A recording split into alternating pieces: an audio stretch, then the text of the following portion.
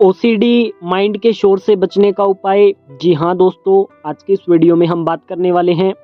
नमस्कार दोस्तों, AB mind training centre की तरफ से मैं आप सभी का हार्दिक स्वागत करता हूं। आज के इस वीडियो में हम बात करने वाले हैं कि ओसीडी माइंड के शोर से बचने का उपाय। जी हाँ, आज के इस वीडियो में हम इसके ऊपर बात करेंगे। ओसीडी माइंड का शोर, समझते हैं इसको। जितने लोग भी ओसीडी से सफरिंग कर रहे हैं, चाहे कंटेमिनेशन ओसीडी हो, रूमिनेशन ओसीडी हो, प्योर ओसीडी हो, एचओसीडी हो या पीटीएसडी ओसीडी हो, तो उन लोगों को इसके अंतर्गत बहुत सारी समस्याएं आती है। उनका दिमाग सारा दिन शोर मचाता है। कंटेमिनेशन वालों को सारा दिन गंदगी दिखाई देती है। रूमिनेशन वालों को कभी किसी चीज़ की चिंता रहती है, कभी ये हो जाएगा, कभी ये हो जाएगा, ये ऐसा देख लेगा, वैसा कर देगा, ये हो जाएगा, वो होगा, ये वो। हार्म ओसीडी वाले, कोई मुझे नुकसान ना पहुंचा दे, मैं किसी को नुकसान न पहुंचा दूं, कहीं कोई इसका ये गलत न कर दे, ये इसको ऐसा न कर दे, ये वैसा न कर दे। रिलीजियस ओसीडी वाले, मन्नत मांग लूं, ये कर लूं, चढ़ावा चढ़ाने की पेशकश कर दूं, लड्डू बोल दूं, ये कर दूं, वो कर दूं, ये सब कुछ चलता रहता है, सारा दिन चलता रहता है। तो अब हमें इसे समझना होगा कि ओसीडी दिमाग का जो शोर है ना, उसको समझना होगा और उसे मिटाना होगा या खत्म करना होगा।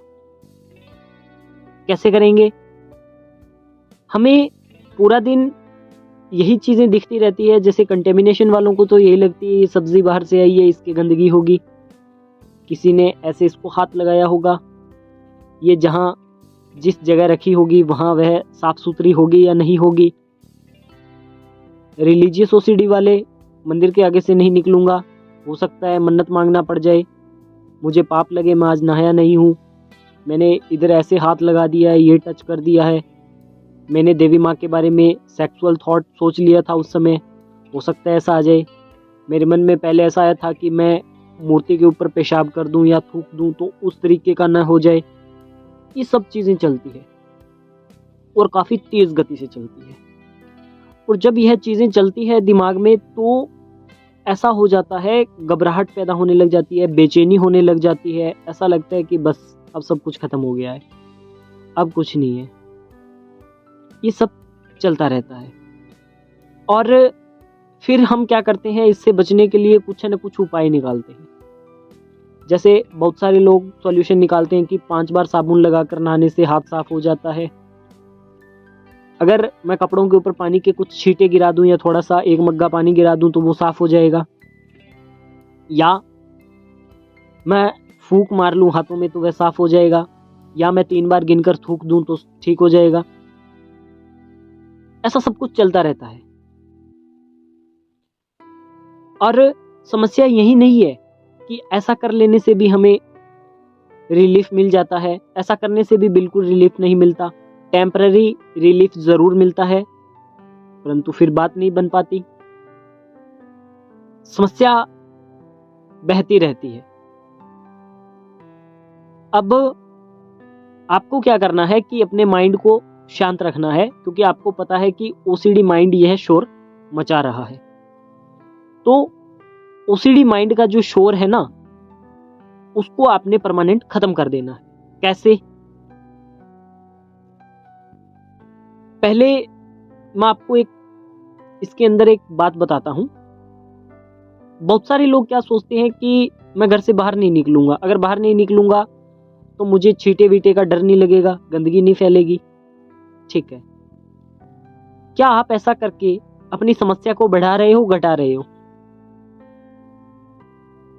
क्या आप ऐसा करके अपनी समस्या को बढ़ा रहे हैं या घटा रहे हैं?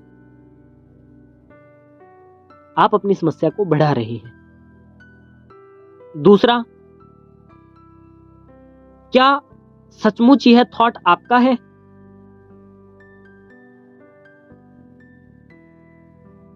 और क्या सचमुच आपने भी इस बात को मान लिया है कि ऐसा ही होता है? आपके पास में क्या सबूत है कि ऐसा ही होता है? जिस काउंसलर थेरेपिस्ट के साथ आप जुड़ते हो वह आपको प्रूफ देता है कि यहाँ गंदगी नहीं है, यहाँ ऐसा नहीं होगा, यहाँ वैसा नहीं होगा, ये नहीं होगा, वो नहीं होगा। क्या आपके पास भी ऐसे आंकड़े हैं जैसे वह लोग आपको प्रस्तुत करते हैं? अगर हैं फिर तो आप उनके पास में ये आंकड़े लेकर के जाइए और उनके साथ वार्तालाप करिए। अगर नहीं है तो फिर आपकी जो यह बीमारी है या यह सोच है या जो दिमाग के अंदर आपने भर के रखा हुआ है ना, ये गलत चीज भर करके रखी हुई है। इसको सबसे पहले एक्सेप्ट करो कि जो मैं कर रहा हूं वह गलत है। अब अगर मैं गलत कर रहा हूं, जो आप कंपल्शन करते हो ना, तो उस समय अपने आप के ऊपर एक ऑब्जेक्शन करो कि जो मैं कर रहा हूं वह गलत है। अगर वह गलत है तो फिर मुझे क्या करना चाहिए? आपको वह करना चाहिए जो सही है। सही क्या है? सही वह है जो टेक्निक्स, टिप्स हम आपको देते हैं, किस तरीके से किसका कैसे इस्तेमाल करना है, कौन सी एफर्मेशन का इस्तेमाल करना है। इन बातों को आप समझिए, काफी डिटेल में समझिए इन बातों को। अगर इन सब तथ्यों पे आप बात करते हो, इन सब तथ्यों से रिलेटेड आंकड़े इकट्ठे करते हो और इसके ऊपर बात करते हो, फिर तो बनता है आपका बात इसके अंदर। और अगर आप सारा दिन यही देखते हो कि ये ओसीडी ऐसी हो जाती है, ये ओसीडी वैसी हो जाती है, इसको मैनेज किया जाता है, ये ऐसा हो जाता है, वैसा हो जाता है, फिर इसके अंदर आपकी प्रॉब्लम और बढ़ जाती है। तो मैं हमेशा यही कहना चाहता हूं कि प्रॉब्लम जो है वह आपसे है। प्रॉब्लम जो है वह आपसे है, यानी कि आपके माइंड ने उसको पैदा किया है थॉट्स के माध्यम से। ठीक है, उस ओसीडी ने आपको पैदा नहीं किया, आपके विचार ने ओसीडी को पैदा किया है। विचार तो आप कभी भी खत्म कर सकते हो, बना सकते हो।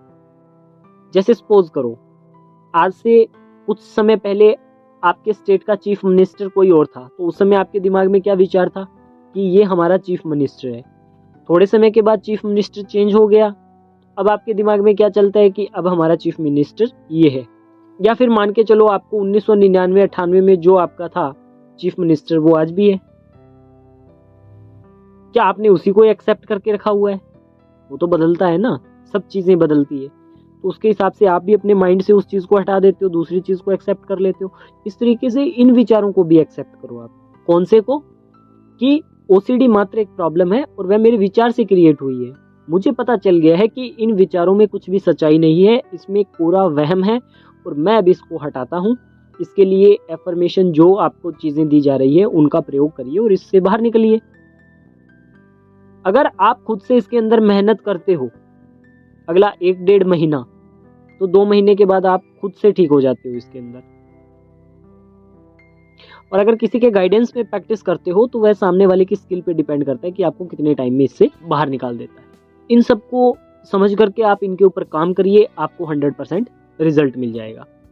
यदि आज की वीडियो अच्छी लगी हो तो इसे लाइक करें, चैनल को सब्सक्राइब करें। धन्यवाद।